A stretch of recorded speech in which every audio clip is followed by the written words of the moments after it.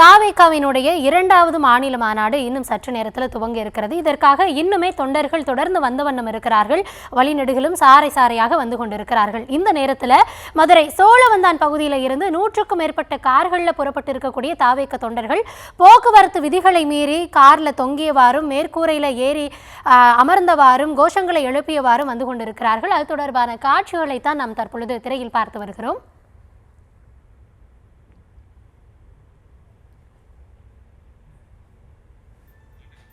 சோழவந்தானிலிருந்து 100க்கும் மேற்பட்ட கார்களில் தற்பொழுது தொண்டர்கள் புறப்பட்டு இருக்கிறார்கள்.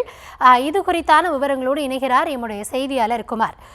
தற்பொழுது வரக்கூடியவர்கள் அங்கு ஏற்கனவே அறிவுறுத்தப்பட்டிருந்த அறிவுறுத்தல்களை எல்லாம் புறம் தள்ளி அவர்கள் இஷ்டத்துக்கு தான் வந்து கொண்டிருக்கிறார்கள். வழியில் இதனால பொதுமக்களுக்கு ஏதாவது இடையூறு ஏற்பட்டு இருக்கிறதா? காவல்துறையினர் அங்கங்கே நிறுத்தப்பட்டு இருக்கிறார்களா? என்ன கள நிலவரம்?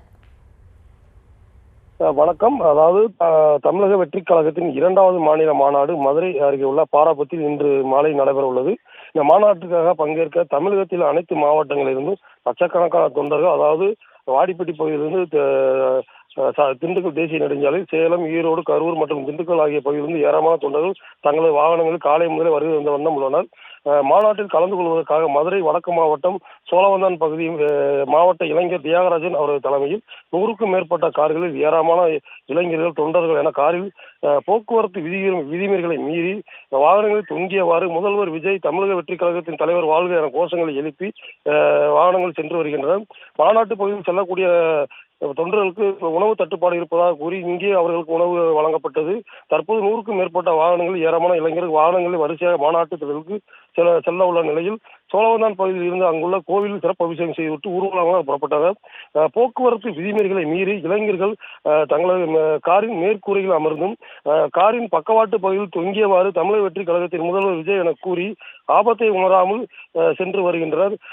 போக்குவரத்து அங்கங்கே இதனால் பொதுமக்களுக்கும் பெரிய இடையூறு ஏற்பட்டது. வாகனங்கள் போக்குவரத்து நெரிசலும் ஏற்பட்டது. காவல்துறையினர் போதிய பாதுகாப்பு இல்லாததால் அங்கங்கு வாகனங்கள் வரிசையாக சென்றதால் போக்குவரத்து பெரிதும் நெரிசல் ஏற்பட்டது என்பது குறிப்பிடத்தக்கது.